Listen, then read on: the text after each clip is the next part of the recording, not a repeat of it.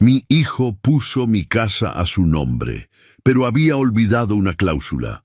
La pluma se desliza sobre la escritura complementaria mientras el sello cae seco sobre el papel. El sonido resuena en la oficina del licenciado Bustamante como un golpe de justicia largamente esperado. Afuera, la lluvia de Guadalajara cae con fuerza sobre las calles mojadas, y puedo escuchar los gritos de Ernesto atravesando la puerta de madera. «No puedes hacer esto, papá». Su voz está rota por la rabia. «Es mi casa. La escritura está a mi nombre». El abogado me mira con calma clínica y confirma lo que yo ya sabía desde hace semanas. «Con esto, señor Barragán, la propiedad vuelve oficialmente a su nombre. La condición resolutoria por ingratitud ha sido ejecutada conforme a derecho». Mis manos tiemblan levemente mientras tomo el documento. 70 años de vida, 30 de ellos trabajando en el registro público de la propiedad, y nunca imaginé que tendría que usar ese conocimiento contra mi propio hijo. Leo la línea subrayada en tinta azul. Condición resolutoria por ingratitud. Después de tanto silencio, la justicia sonaba a sello y lluvia. Pero para entender cómo llegué a ese día, con mi hijo gritando del otro lado de la puerta y un documento que me devolvía lo que era mío, tenemos que volver al principio. Tenemos que volver a aquel domingo de comida familiar donde empezó la humillación que lo cambió todo. Antes de continuar, suscríbanse al canal y díganos en los comentarios desde dónde nos están escuchando. Mi nombre es Emilio Barragán, y aprendí que la traición duele más cuando viene servida en un plato de mole. Era un domingo soleado de octubre cuando todo comenzó a desmoronarse. La mesa estaba puesta con el mantel bordado que mi difunta esposa Guadalupe había hecho con sus propias manos. Ese mantel había visto 50 años de familia. Ese día vio el inicio de mi caída. Ernesto llegó con Karina cerca del mediodía. Mi hijo siempre había sido puntual, eso se lo reconozco. Pero últimamente, algo en su mirada había cambiado. Ya no me veía como antes. Ahora sus ojos se desviaban cuando le hablaba, como si mirarme de frente le causara incomodidad. «Papá, se te ve cansado», dijo Karina mientras colocaba su bolsa de diseñador sobre la silla que había sido de mi esposa. «¿Estás durmiendo bien?» «Duermo como siempre», respondí sirviendo agua de Jamaica en los vasos. «A mi edad, uno ya no duerme como joven, pero no me quejo». Ernesto soltó una risa ensayada. «Claro, papá, a tu edad ya todo es diferente, ¿verdad?» Intercambió una mirada con Karina que no supe interpretar en ese momento, pero que después entendería perfectamente. Durante la comida, las bromas comenzaron sutiles. Comentarios sobre mi forma de comer, sobre cómo temblaba mi mano al servir el agua, sobre mi olvido al no comprar las tortillas que supuestamente les había prometido. Yo no recordaba haber prometido nada, pero ellos insistían. «Los viejos ya no manejan bien el dinero, papá», dijo Ernesto mientras partía un pedazo de pollo. «Es normal. El cerebro ya no funciona igual después de los 65. Tengo 70, Ernesto, y mi cerebro funciona perfectamente», respondí con calma, aunque por dentro algo comenzaba a inquietarme. Karina se levantó y me sirvió menos comida que a ellos. Puso el plato frente a mí con una sonrisa que no llegaba a sus ojos. «Es que a tu edad, suegrito, hay que cuidar las porciones. No es bueno comer tanto. Podría darte un infarto». «He comido así toda mi vida», dije, mirando el plato medio vacío. «Pues por eso mismo», interrumpió Ernesto, «es hora de cambiar hábitos». «Por tu bien, papá». Después de comer, mientras yo recogía los platos, Ernesto sacó unos papeles de su portafolio, los colocó sobre la mesa con cuidado estudiado. «Papá, necesitamos hablar de algo importante. Karina y yo hemos estado pensando en tu futuro». «¿Mi futuro?», pregunté secándome las manos con el trapo de cocina. «Los servicios, el predial, el mantenimiento de la casa». Todo esto es mucha responsabilidad para un hombre de tu edad, dijo alisando los papeles con la palma de la mano. Estábamos pensando que sería mejor poner todo a nuestro nombre. Así tú no tienes que preocuparte por nada. El corazón me dio un vuelco, pero intenté mantener la calma. Llevo 40 años pagando esta casa, Ernesto. Creo que puedo seguir haciéndolo. No se trata de eso, papá, intervino Karina con voz melosa. Se trata de facilitarte la vida. Imagínate, ya no tendrías que ir al banco, ni preocuparte por las fechas de pago, ni nada. Nosotros nos encargamos de todo. Solo necesitamos tu INE, dijo Ernesto. Es un trámite rápido del banco, nada complicado. Algo en mi interior gritaba que no lo hiciera.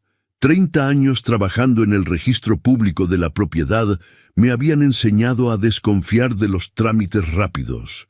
Pero cuando miras a tu hijo, al niño que criaste, al hombre que lleva tu apellido, quieres creer.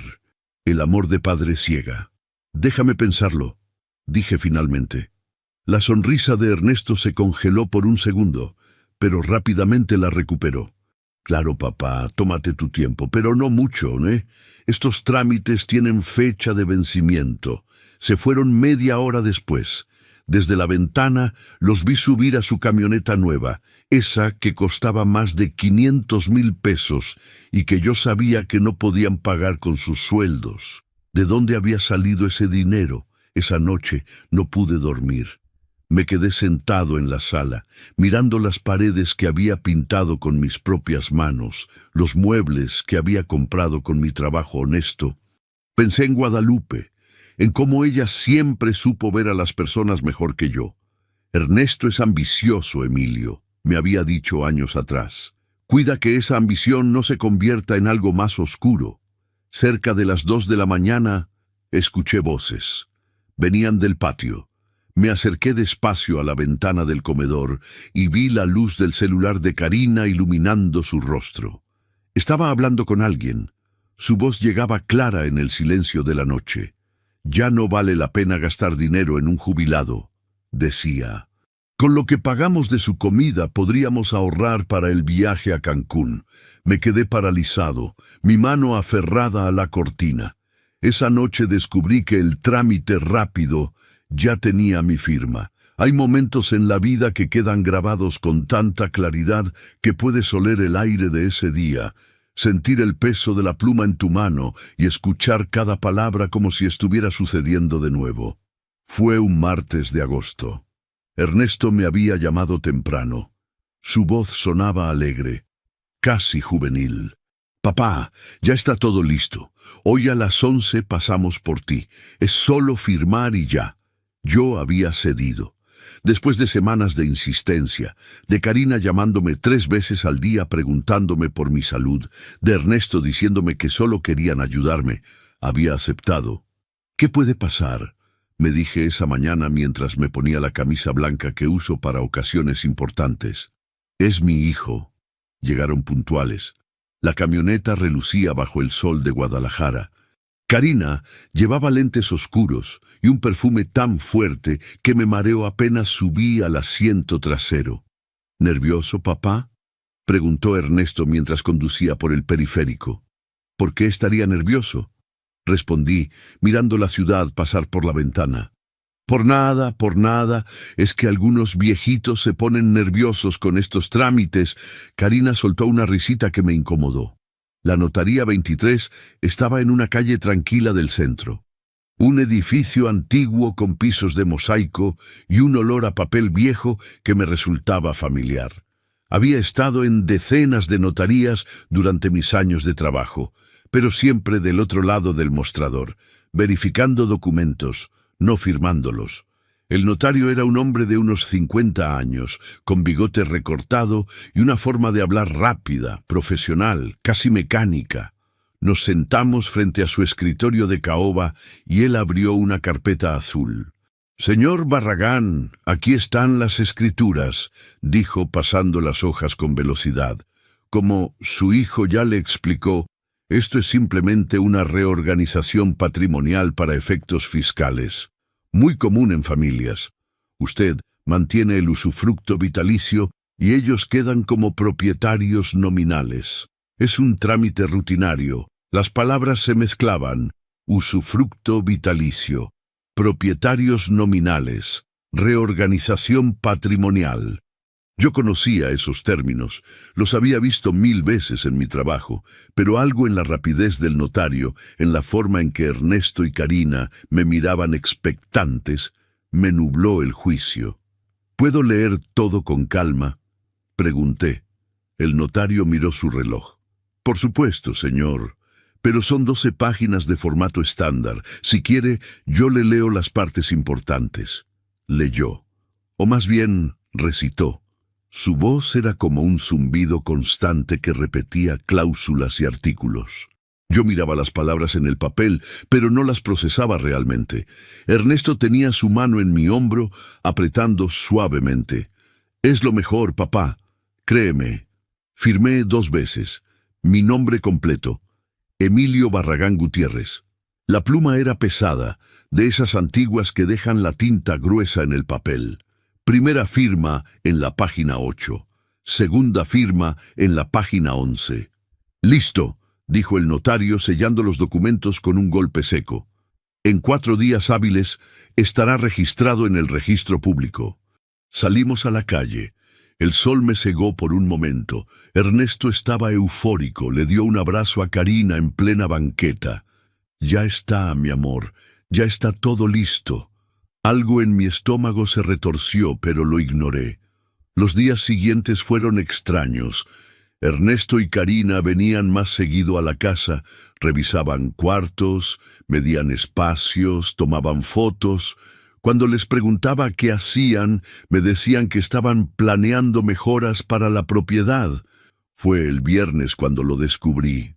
Karina había dejado su celular sobre la mesa mientras iba al baño. Sonó un mensaje y la pantalla se iluminó. No soy de esas personas que revisan celulares ajenos, pero el nombre me llamó la atención. Notaría 23. Tomé el teléfono. Mi mano temblaba. Abrí el mensaje. «Todo listo. La casa ya está a nuestro nombre. Documento registrado el día de ayer. Felicidades». Leí el mensaje 3 veces. 4. 5. Las palabras no cambiaban. «A nuestro nombre». Cuando Karina regresó, yo estaba sentado con el celular en la mano. Se puso pálida. «Suegrito, yo puedo explicar». «Llama a Ernesto», dije con una voz que no reconocí como mía. «Ahora». Ernesto llegó 1 hora después. Entró con la prepotencia de quien ya ganó. «Papá, no es lo que piensas». «Me engañaste, Ernesto», dije mirándolo fijamente. «Me hiciste firmar papeles que me quitaban mi casa». «No te quitamos nada», respondió, sentándose como si estuviera en su propia sala. «Papá, es lo mejor para ti. Ya no entiendes de estas cosas. La casa está a nuestro nombre, sí, pero tú sigues viviendo aquí. No cambia nada». «Cambia todo», susurré. «No seas dramático», intervino Karina. «Piensa en esto como una forma de asegurar tu futuro. Nosotros cuidaremos de ti y de la propiedad». 30 años trabajé en el registro público, dije, levantándome despacio. 30 años viendo cómo la gente perdía sus patrimonios por confiar en quien no debían. Nunca pensé que mi propio hijo... «Suficiente, papá», interrumpió Ernesto. «Ya firmaste, ya está registrado, es legal y es final». Se fueron dejándome solo en el silencio de mi propia casa, o de lo que había sido mi casa. Me senté en el sillón donde Guadalupe tejía por las tardes y lloré como no lloraba desde su funeral. Pero 30 años en el registro público no se olvidan. Yo entendía perfectamente lo que había firmado. Y si había algo que había aprendido en todos esos años de trabajo, era esto: siempre hay una cláusula. Siempre hay una salida, siempre hay algo que la gente olvida leer. Esa noche, antes de dormirme, escuché voces en el cuarto de Ernesto. Hablaban bajo, pero las paredes de esta casa son delgadas. «¿Y si se enoja y nos causa problemas?», decía Karina. La respuesta de Ernesto fue clara, fría, calculada. No puede hacer nada. La casa es nuestra. Además, tengo planes para su habitación. Ese cuarto da al jardín. Podríamos rentarlo por 6,000 pesos mensuales fácil. Antes de irme a dormir, escuché algo peor. Planeaban rentar mi habitación. La humillación tiene un olor particular. Es el olor a pintura fresca en las paredes de tu propio cuarto mientras te obligan a dormir en el patio. Pasaron 2 semanas desde que descubrí la traición, 2 semanas en las que intenté actuar normal, como si nada hubiera cambiado, pero todo había cambiado. Ernesto y Karina ya no fingían respeto. Ahora que la casa estaba a su nombre, las máscaras cayeron por completo. Un sábado por la mañana encontré a un cerrajero en mi habitación. Estaba cambiando la chapa de la puerta. «¿Qué está pasando aquí?», pregunté, todavía en pijama. Karina apareció detrás de mí, con una taza de café en la mano y esa sonrisa que había aprendido a odiar. «Es por seguridad, suegrito. Esta cerradura es muy vieja. Cualquiera podría forzarla. Te estamos protegiendo». «¿Protegiendo de qué?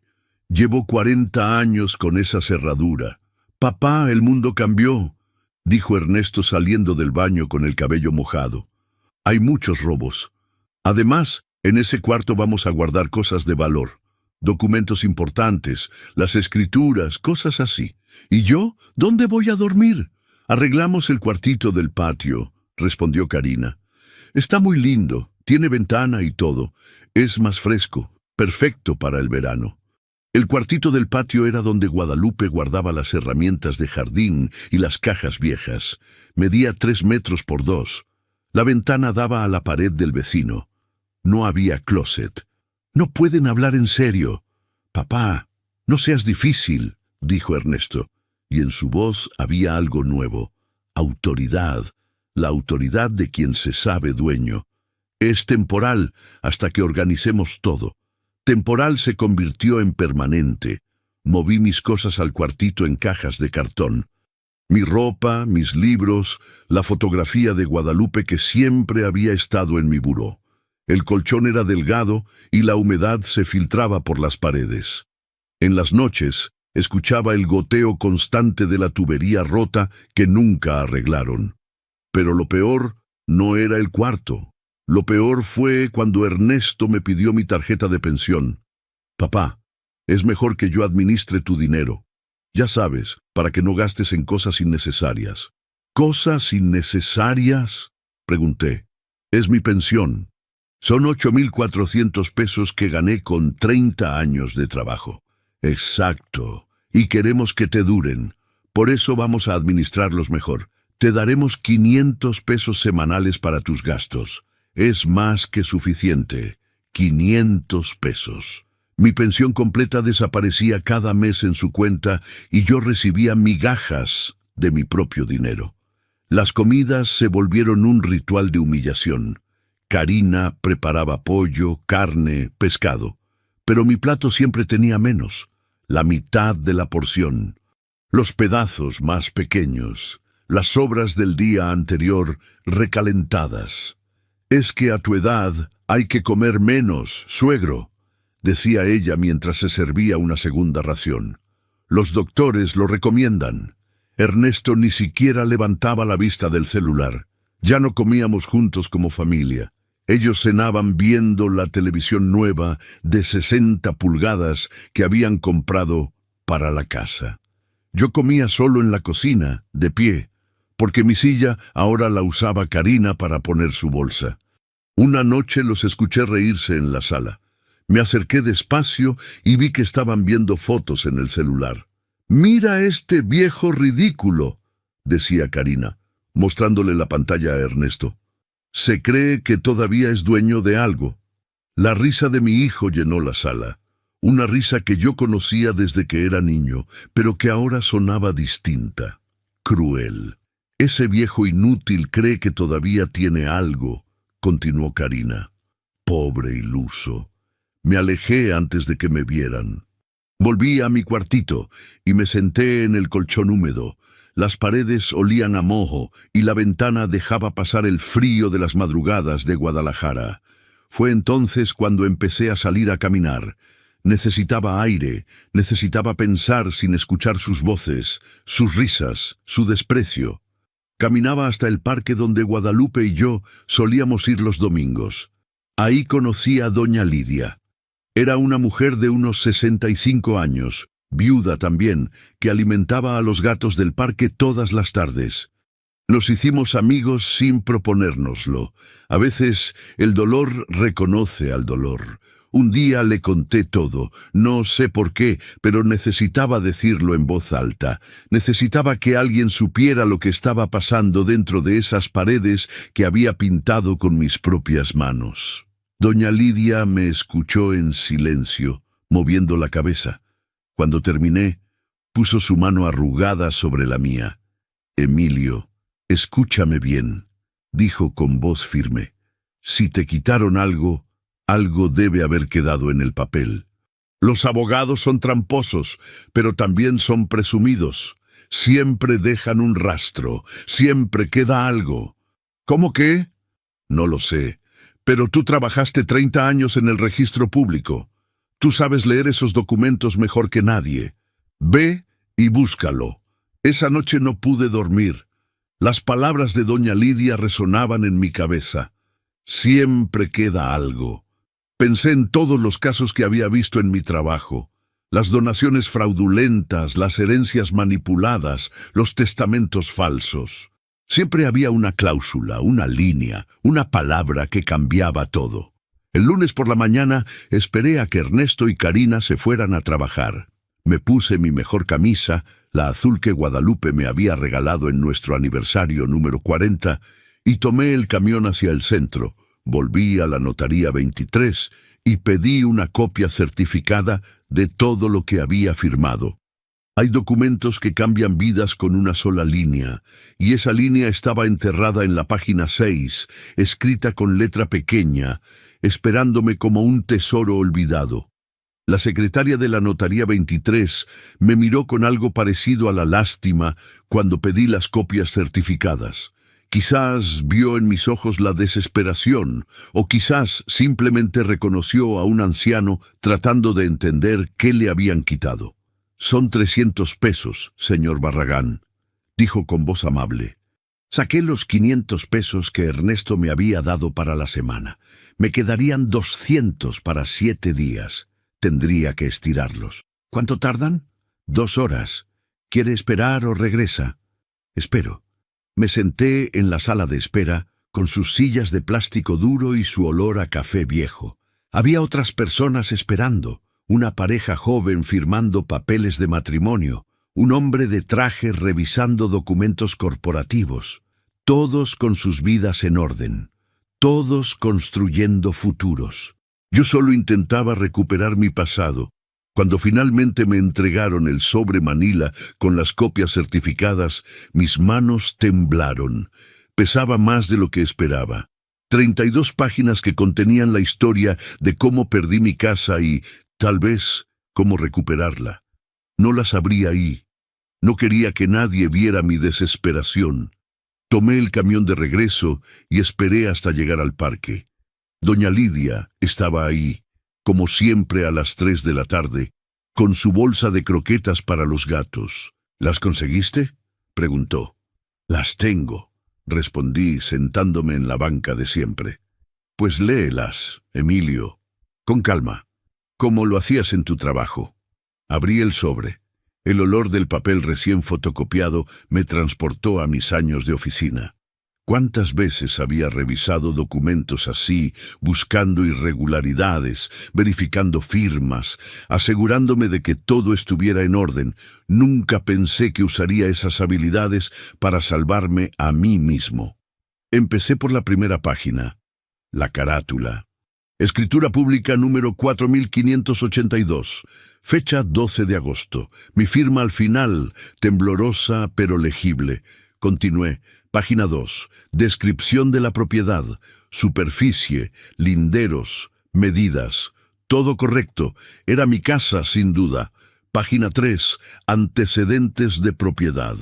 cómo la había comprado en 1985 por 120,000 pesos, una fortuna en aquellos tiempos, cómo la había pagado con mi trabajo honesto durante 20 años. Página 4. La donación. Ahí estaba, negro sobre blanco. El señor Emilio Barragán Gutiérrez dona en vida y de manera irrevocable la propiedad. Sentí que el estómago se me caía de nuevo, pero seguí leyendo. Página 5, página 6, y entonces lo vi. Donación con reserva de usufructo vitalicio. Leí la frase 3 veces, 4. Mi corazón comenzó a latir más rápido. 30 años de experiencia me gritaban que eso significaba algo importante. Continué. El donante se reserva el derecho de usufructo vitalicio sobre la propiedad, conservando el uso, goce y disfrute del inmueble hasta su fallecimiento o hasta que voluntariamente renuncie a dicho derecho. Después, más abajo, otra línea subrayada. Condición resolutoria por ingratitud. En caso de que los donatarios incurran en actos graves de ingratitud hacia el donante, conforme a lo establecido en los artículos correspondientes del Código Civil, la presente donación quedará sin efecto y la propiedad revertirá automáticamente al patrimonio del donante. Mis manos temblaban tanto que casi no podía sostener el papel. Doña Lidia se acercó. ¿Qué encontraste? La salida, susurré. Encontré la salida. Me puse de pie. Necesitaba hablar con un abogado. Necesitaba confirmar lo que creía entender, pero no cualquier abogado. Necesitaba a alguien que supiera de derecho civil, de donaciones, de condiciones resolutorias. En mis años de trabajo había conocido a varios abogados, algunos buenos, otros no tanto, pero había uno que siempre me había impresionado por su meticulosidad, el licenciado Bustamante, especialista en derecho civil y sucesiones.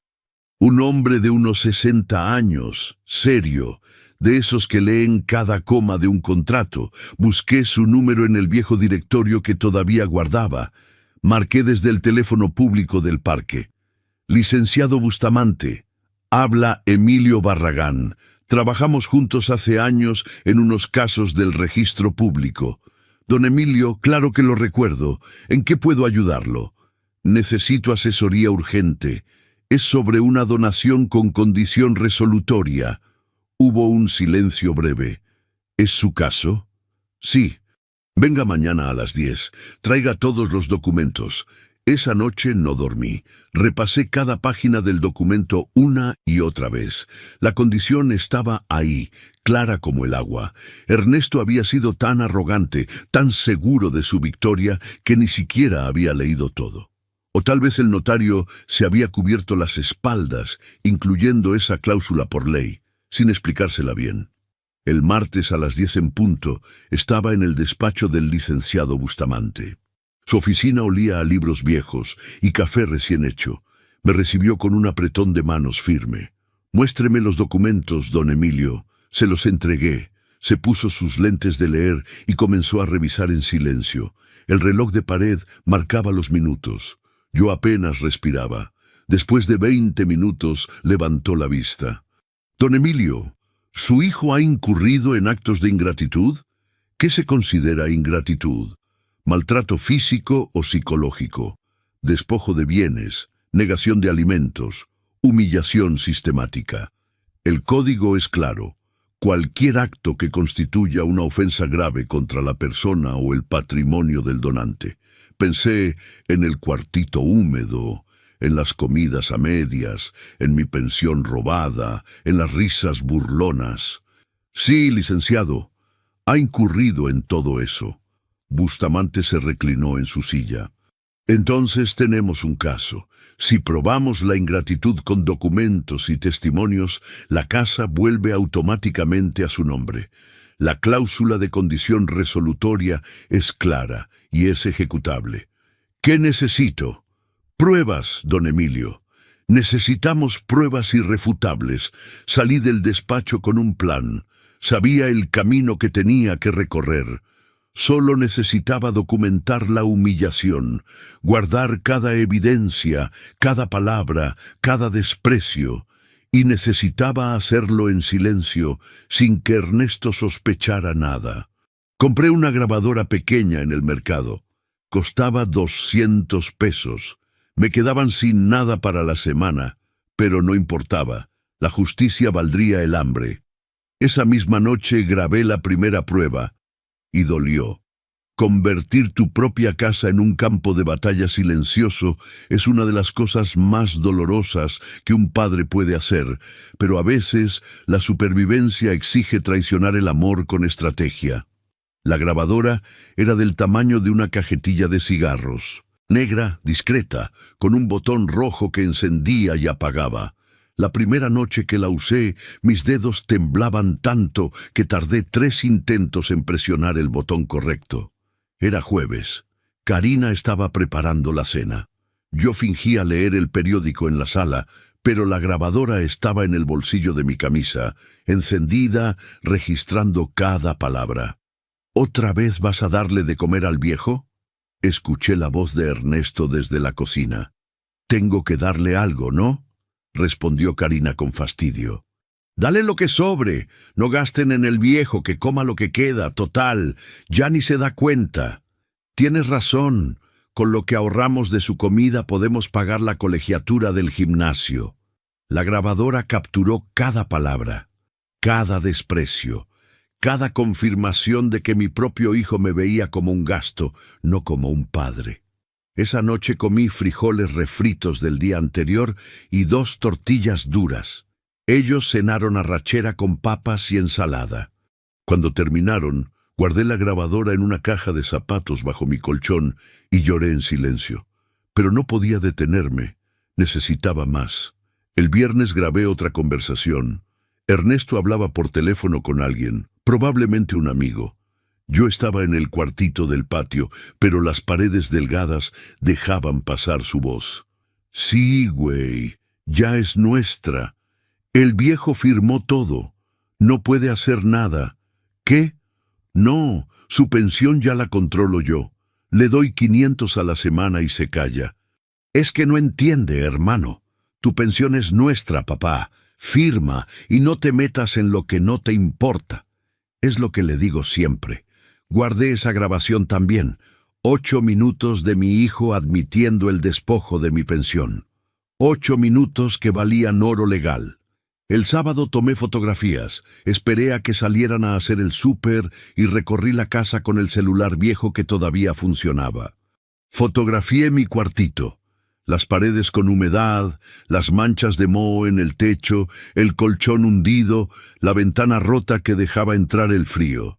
Después fotografié su habitación, la que había sido mía, la cama king size nueva, el aire acondicionado split, la televisión de 55 pulgadas, el closet lleno de ropa de marca. El contraste era brutal, obsceno. También fotografié la cocina, los recibos del súper pegados en el refrigerador. Marqué con círculos rojos los montos, 1.200 pesos en una sola compra, comida que yo nunca probaba. Pero las fotografías y las grabaciones no eran suficientes. El licenciado Bustamante había sido claro. Necesitaba testigos. Personas que pudieran declarar bajo protesta de decir verdad que habían presenciado el maltrato. Doña Lidia fue la primera. Cuando le pedí que fuera mi testigo, no dudó ni un segundo. ¿Cuántas veces te he visto llegar al parque con hambre, Emilio? ¿Cuántas veces te he dado de mi comida porque sé que en tu propia casa te tienen a medias raciones? Claro que voy a testificar. El segundo testigo fue don Ramiro, el repartidor de gas. Era un hombre de unos 50 años que venía cada mes a cambiar los tanques. Una tarde lo detuve afuera de la casa. Don Ramiro, necesito preguntarle algo importante.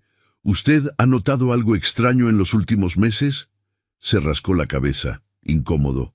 Mire, don Emilio, yo no me meto en problemas ajenos, pero sí, he notado cosas. El mes pasado su nuera me pidió que llevara el tanque de gas a su cuarto del patio. cuando lo vi, bueno, no parecía lugar para que viviera el dueño de la casa. Parecía una bodega. Estaría dispuesto a declarar eso ante un juez. Me miró fijamente. Si es para ayudarlo, sí. 2 testigos, 2 personas decentes que habían visto la humillación desde afuera y que estaban dispuestas a hablar. Llevé todo al despacho del licenciado Bustamante el martes siguiente. Extendí sobre su escritorio las grabaciones transcritas, las fotografías impresas, los recibos, las notas con fechas y horas. Un mapa completo de 6 meses de maltrato sistemático. Bustamante revisó cada documento con la meticulosidad de un cirujano. Escuchó las grabaciones completas, 2 horas de audio, donde mi hijo y su esposa me humillaban sin saber que quedaba registrado. «Don Emilio», dijo finalmente quitándose los lentes, «esto es suficiente, más que suficiente. Tenemos prueba documental, testimonial y material. Podemos proceder. ¿Cuánto tiempo tomará? 2 meses, tal vez 3. Primero presentamos la demanda de revocación de donación por ingratitud. Luego viene la notificación, las audiencias, el desahogo de pruebas. Pero le voy a ser honesto, con este expediente es casi imposible que perdamos». Me recargué en la silla. Después de meses sintiéndome impotente, finalmente tenía un arma. No era violencia, no era venganza, era justicia. Simple, legal, irrefutable justicia. Bustamante comenzó a trabajar en el expediente esa misma tarde. Armó un legajo de 120 páginas. Cada audio transcrito con timestamps, cada fotografía con fecha y descripción. Los testimonios de doña Lidia y don Ramiro notariados. Un acta notarial de ingratitud donde un notario independiente certificaba las condiciones en las que yo vivía. La demanda se presentó un jueves de octubre. El juzgado la aceptó el viernes. El lunes siguiente, un actuario judicial llegó a mi casa para notificar a Ernesto.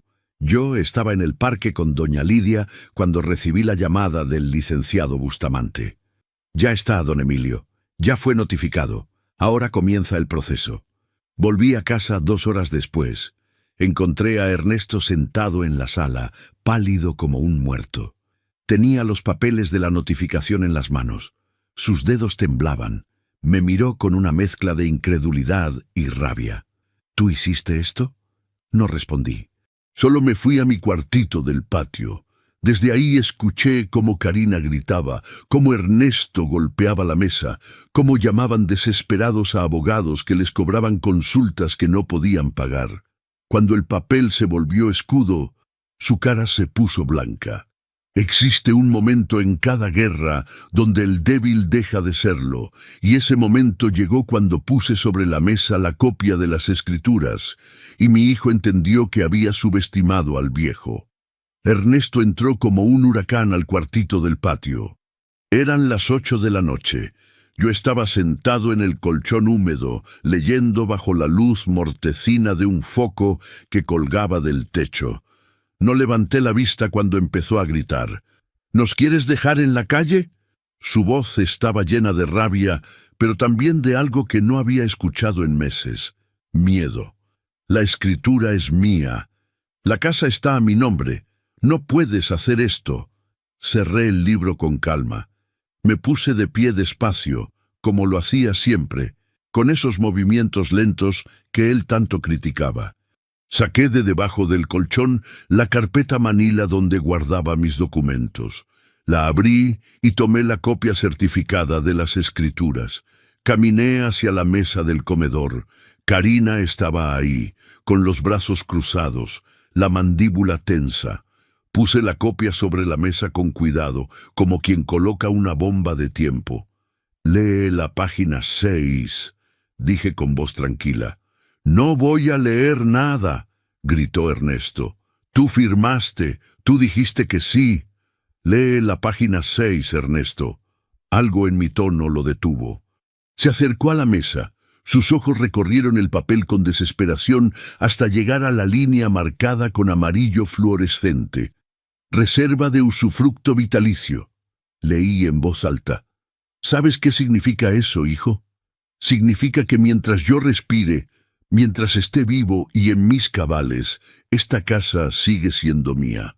Tú tienes un papel que dice que eres dueño, pero yo tengo el derecho a vivir aquí, a usar la propiedad, a disfrutarla.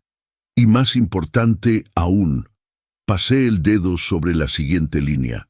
Condición resolutoria por ingratitud. Artículos 325 al 328 del Código Civil. Cualquier acto grave de maltrato, despojo o humillación contra el donante faculta la revocación total de la donación. Y Ernesto, tú has incurrido en todos. Se quedó mudo, completamente mudo. Vi cómo su rostro pasaba del rojo de la ira al blanco de la comprensión. Karina tomó el papel con manos temblorosas. «Esto no puede ser legal», susurró ella. «Es completamente legal», respondí. «Yo trabajé 30 años en el registro público de la propiedad. Conozco cada artículo, cada cláusula, cada trampa legal que existe. Y esta, hijo mío, es la trampa que ustedes pasaron por alto». Ernesto se dejó caer en una silla. Por primera vez en meses no tenía palabras, no tenía amenazas, no tenía poder. «¿Tienes grabaciones?», dijo finalmente, su voz apenas un murmullo. «Tengo grabaciones, tengo fotografías, tengo testigos, tengo 6 meses de documentación meticulosa de cada humillación, cada desprecio, cada peso robado de mi pensión. 30 años trabajando con documentos me enseñaron algo fundamental. El papel siempre gana». Karina comenzó a llorar. No eran lágrimas de arrepentimiento, eran lágrimas de rabia contenida. «¿Y ahora qué?», preguntó Ernesto. «¿Nos vas a echar? ¿A tu propio hijo?». «No voy a echarte. El juez lo hará. Yo solo voy a recuperar lo que es mío». Los días siguientes fueron de tensión absoluta. Ernesto contrató a un abogado barato, uno de esos que prometen milagros y solo entregan excusas. El licenciado Bustamante, mientras tanto, trabajaba con precisión quirúrgica. Presentó una solicitud de medidas cautelares ante el juez. El argumento era simple. Mientras durara el juicio, ninguna de las partes podía vender, rentar o modificar la propiedad. El juez las otorgó en 48 horas. Cuando el actuario llegó a notificar las medidas cautelares, Ernesto tuvo que firmar de recibido. Sus planes de rentar mi habitación se evaporaron. No podía tocar la casa, no podía hacer nada más que esperar el juicio, pero Karina no se rindió tan fácil. Una tarde encontré papeles en la basura. Los saqué, los limpié, los leí. Era un borrador de contrato de arrendamiento. Habían intentado rentar mi habitación a espaldas del juzgado, a pesar de las medidas cautelares. El documento tenía fechas falsas. Decían que el contrato había sido firmado en julio, antes de la demanda. Pero había un error. Mencionaban el nuevo aire acondicionado que habían instalado en septiembre. Un error de principiantes. Llevé el documento al licenciado Bustamante. Él sonrió por primera vez desde que lo conocí. «Esto es obstrucción a la justicia, don Emilio, y falsificación de documentos. Voy a presentar esto como prueba adicional de la mala fe de los demandados. ¿Les puede traer más problemas?». «Problemas legales serios. Podrían enfrentar cargos penales aparte del juicio civil». Cuando Bustamante presentó la prueba, el abogado de Ernesto renunció. Dijo que no defendería un caso con falsificación de documentos. Ernesto tuvo que buscar otro, pero nadie quería tomar un caso tan perdido. El juez fijó fecha para la audiencia final, 15 de diciembre, 1 mes y medio para que se decidiera el destino de mi casa, de mi dignidad, de mi vida. Las semanas pasaron lentas. Ernesto y Karina apenas me dirigían la palabra. Comían en su cuarto, salían temprano y regresaban tarde. La casa se había convertido en un ring de boxeo, donde todos esperábamos la campana final. Una noche, 2 semanas antes de la audiencia, escuché ruido de maletas. Me asomé por la ventana de mi cuartito y vi a Karina arrastrando 2 maletas grandes hacia la camioneta. Ernesto cargaba cajas. Se estaban yendo. Huirían antes del juicio. No. Subieron las maletas, pero no se fueron. Las dejaron en la camioneta y regresaron a la casa. Algo estaban planeando. Al día siguiente llamé al licenciado Bustamante. Licenciado, creo que van a intentar algo. Están empacando. No se preocupe, don Emilio. Las medidas cautelares impiden que abandonen la propiedad antes de la sentencia. Si se van, sería abandono del domicilio y les jugaría en contra. Manténgase alerta pero tranquilo. El día de la audiencia llegó con un cielo gris. Llovía suave sobre Guadalajara, esa lluvia de diciembre que huele a tierra mojada y nostalgia. Me puse mi mejor traje, el azul marino que había usado en el funeral de Guadalupe.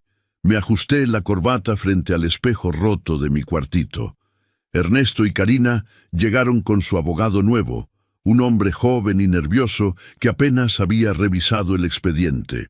El licenciado Bustamante llegó con 3 carpetas llenas de pruebas organizadas, con separadores de colores. Entramos a la sala del juzgado. El juez, un hombre de unos 60 años, con mirada seria, revisó los documentos por última vez. El día de la diligencia llegaron con maletas, pero no para irse.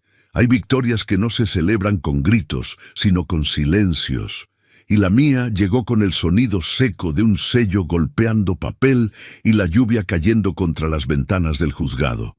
La sala estaba fría esa mañana de diciembre.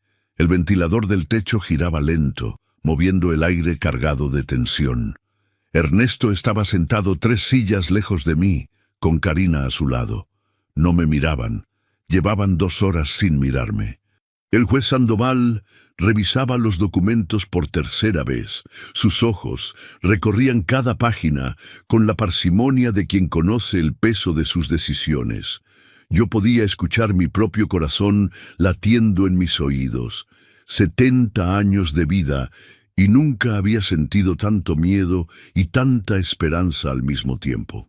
Proceda el oficial Rodríguez con la lectura de la resolución, dijo finalmente el juez. El actuario judicial se puso de pie. Era un hombre delgado, de unos 40 años, con voz clara y firme. Tomó el documento y comenzó a leer. Expediente Civil número 3412 diagonal, 2024. Juicio ordinario civil. Revocación de donación por causa de ingratitud. Actor: Emilio Barragán Gutiérrez. Demandado: Ernesto Barragán. Cada palabra caía como una gota de agua sobre piedra, lenta pero contundente. Vistos los autos, y considerando, primero, que se encuentra acreditada la existencia de la donación mediante escritura pública, número 4582, otorgada ante la fe del notario público número 23 de Guadalajara, con fecha 12 de agosto del presente año. Ernesto se movió incómodo en su silla. Su abogado miraba al suelo. Segundo, que dentro de la escritura mencionada se estableció expresamente la cláusula de condición resolutoria por ingratitud, conforme a los artículos 325 al 328 del Código Civil del Estado. La voz del oficial Rodríguez llenaba cada rincón de la sala.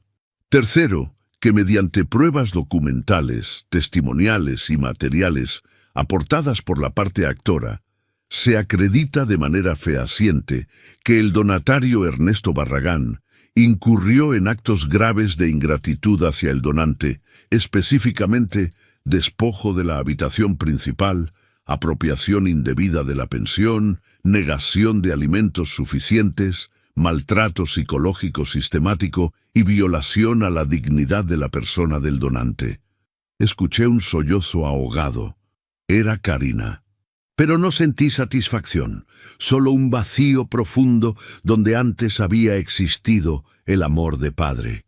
Cuarto, que las grabaciones de audio presentadas y transcritas demuestran sin lugar a dudas el desprecio y la voluntad de apropiación patrimonial por parte de los demandados, que los testimonios de la señora Lidia Macías Fernández y el señor Ramiro Gutiérrez Pérez corroboran las condiciones de maltrato, que las pruebas fotográficas evidencian el contraste entre las condiciones de vida impuestas al donante versus las disfrutadas por los donatarios. El actuario hizo una pausa, tomó aire, continuó. Por todo lo anterior, y con fundamento en los artículos citados, este juzgado resuelve: primero, se declara procedente la acción de revocación de donación por causa de ingratitud. Segundo, se revoca en su totalidad la donación efectuada mediante escritura pública número 4582. Tercero, la propiedad ubicada en la colonia americana, Guadalajara, Jalisco, regresa en plena propiedad y dominio al patrimonio del señor Emilio Barragán Gutiérrez. ¡No!, gritó Ernesto poniéndose de pie. ¡No pueden quitarme mi casa! El juez Sandoval golpeó el mazo contra la mesa. Orden en la sala. La resolución es firme. Oficial, continúe. Cuarto, se ordena la expedición inmediata de testimonio de la presente sentencia para su inscripción en el registro público de la propiedad, cancelando el asiento registral a favor del demandado y restituyendo la inscripción a favor del actor. Ernesto se dejó caer en la silla. Su rostro estaba rojo, las venas del cuello marcadas. Karina tenía la mirada perdida en el piso, como si buscara un agujero donde esconderse. Quinto y último. El actuario levantó la voz. Se acredita la ingratitud de los beneficiarios. La propiedad regresa al nombre del donante, señor Emilio Barragán Gutiérrez, con todos los derechos y obligaciones inherentes. Se ordena la desocupación del inmueble por parte de los demandados en un plazo no mayor a 30 días naturales. Así lo resuelve y firma el ciudadano juez. El silencio que siguió fue absoluto. Incluso el ventilador parecía haber dejado de girar. Después, el juez Sandoval tomó el sello del juzgado, ese sello circular con el escudo del estado de Jalisco, y lo golpeó contra el papel. Una vez, 2 veces, 3 veces. El sonido metálico resonó como campanas de iglesia anunciando un nuevo comienzo. «Se levanta la sesión», dijo el juez. «Notifíquese». Me quedé sentado. No podía moverme. Las piernas no me respondían. El licenciado Bustamante puso su mano en mi hombro. «Ya está, don Emilio, ya está hecho. La casa es suya nuevamente». Ernesto pasó junto a mí sin mirarme. Karina iba llorando, aferrándose a su brazo. En la puerta de la sala, mi hijo se detuvo. Se giró. Por un momento nuestros ojos se encontraron. Vi rabia, vi resentimiento.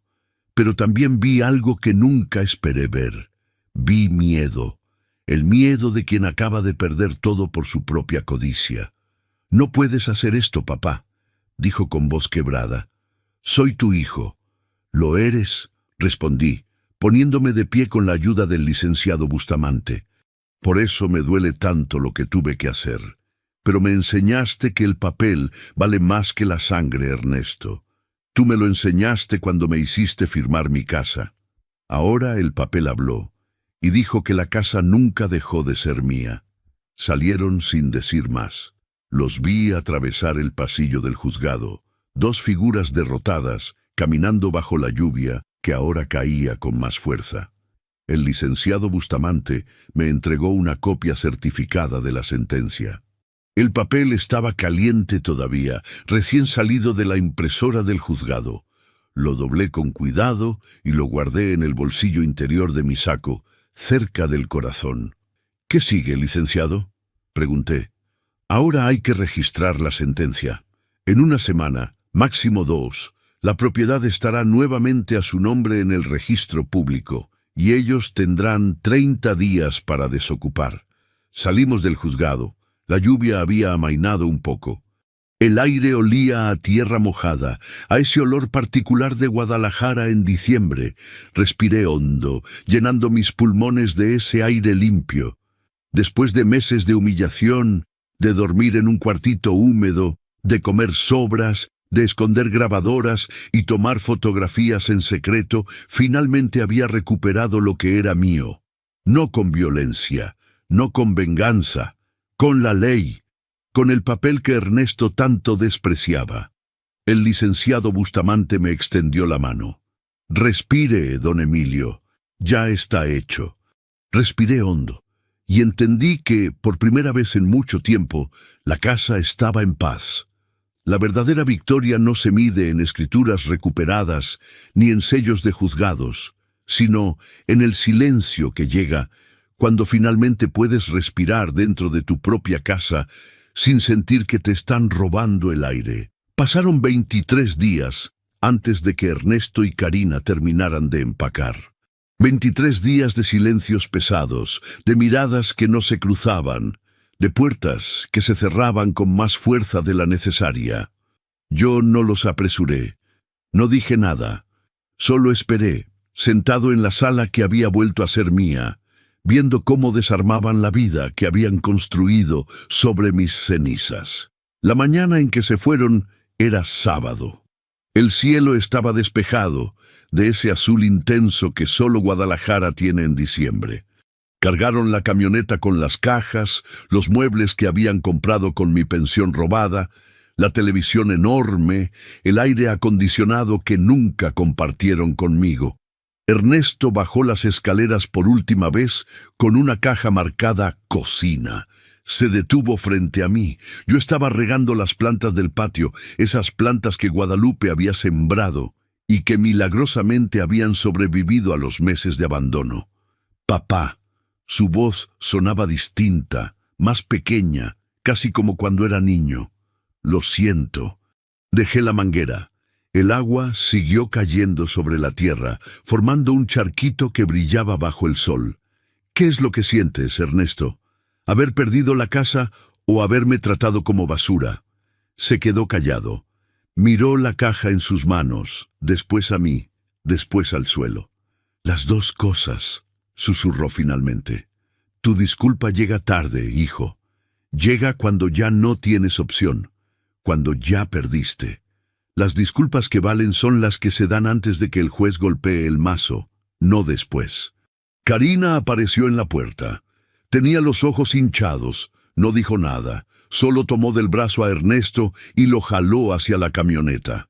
Los vi alejarse desde el portón. La camioneta dobló en la esquina y desapareció. Con ella se fue mi hijo, el hombre que había crecido en esas paredes, que había aprendido a caminar en ese patio, que había cenado 1000 veces en esa mesa. Pero también se fue el hombre que me había despojado, humillado, reducido a sobras y cuartitos húmedos. No lloré. Ya no me quedaban lágrimas para Ernesto. Cerré el portón con llave, esa llave que durante meses había temido usar porque ya no sabía si era dueño o intruso. Ahora la giré con firmeza, escuchando el clic metálico que significaba seguridad, propiedad, hogar. Caminé despacio por el corredor. Mis dedos tocaron las paredes que guardaban 50 años de historia. Ahí, esa marca en la pared, era de cuando Ernesto tenía 7 años y se cayó de la bicicleta. Más allá, esa mancha de café que Guadalupe nunca pudo limpiar del todo. Cada centímetro de esa casa tenía una memoria, un pedazo de vida vivida. Entré a la que había sido mi habitación. Estaba vacía, se habían llevado todo, pero olía distinto. Olía a final, a página cerrada. Abrí la ventana de par en par y dejé que el aire de diciembre llenara el espacio. En unos días compraría una cama nueva. Por ahora, el cuarto podía respirar igual que yo. Salí al patio y me senté en la silla de mimbre que Guadalupe tanto amaba. El sol calentaba suave. Vi el pequeño jardín, las bugambilias que comenzaban a florecer de nuevo, el árbol de limones que seguía dando frutos a pesar de todo. La vida seguía. Las plantas no sabían de traiciones ni de juicios, solo sabían crecer. Doña Lidia llegó a media tarde como habíamos quedado. Traía una cacerola con arroz rojo y pollo guisado. Para que comas bien hoy, Emilio, en tu casa, en tu propia casa. Comimos juntos en la mesa del comedor. Por primera vez en meses comí un plato lleno, servido con cariño, sin medidas ni mezquindades. Cada bocado sabía a dignidad recuperada. ¿Y ahora qué vas a hacer?, preguntó doña Lidia mientras recogíamos los platos. «Vivir», respondí simplemente. «Voy a vivir en paz en mi propia casa. Voy a dormir en mi habitación. Voy a cocinar lo que quiera. Voy a sentarme en mi sala sin pedir permiso. Voy a ser dueño de mi vida otra vez». «¿Y Ernesto?», suspiré. Esa era la pregunta que me había hecho 1000 veces en las noches de insomnio. Ernesto tomó sus decisiones. Yo tomé las mías. Le enseñé con mi ejemplo durante 70 años lo que es el trabajo honesto, el respeto, la gratitud. Si eligió ignorar todo eso por codicia, ya no puedo hacer nada más. El papel le dio una lección que yo no pude darle con palabras. Esa noche dormí en el cuarto de visitas. No quería todavía entrar a mi habitación vacía. Pero dormí con la puerta abierta, con la ventana abierta, con el corazón un poco menos pesado. Desperté con el canto de los pájaros, me preparé café en mi cocina, me senté en mi silla, leí el periódico en mi sala. Cada acción mundana se sentía como un acto de justicia silenciosa. Caminé por el corredor, tocando las paredes que guardaban mi historia. Salí al patio y sentí el olor de la tierra mojada de Guadalajara, ese olor que me había acompañado toda la vida. No había gritos, ni burlas, ni órdenes, solo lluvia cayendo lenta sobre las tejas viejas que Guadalupe y yo habíamos colocado hace 30 años. Cerré la reja de entrada y me quedé quieto, escuchando el silencio. Ese silencio que no es vacío, sino plenitud. El silencio de quien finalmente recuperó su lugar en el mundo. Miré hacia el cielo gris de diciembre. Las nubes se movían lentas, prometiendo más lluvia. Pensé en Guadalupe, en cómo ella siempre decía que después de la tormenta viene la calma. Tenía razón. La tormenta había pasado. La calma llegaba ahora, despacio, como llega todo lo que vale la pena. Respiré hondo. El aire entraba fresco a mis pulmones de 70 años. Estaba cansado, sí. Estaba triste también. Pero estaba en pie. Estaba en mi casa. Estaba vivo. Y entendí algo fundamental. La gratitud no se hereda. Se enseña. Y cuando no se aprende, el papel tiene una forma cruel de recordarla. Mi hijo puso mi casa a su nombre, pero olvidó la cláusula más importante, la de la gratitud.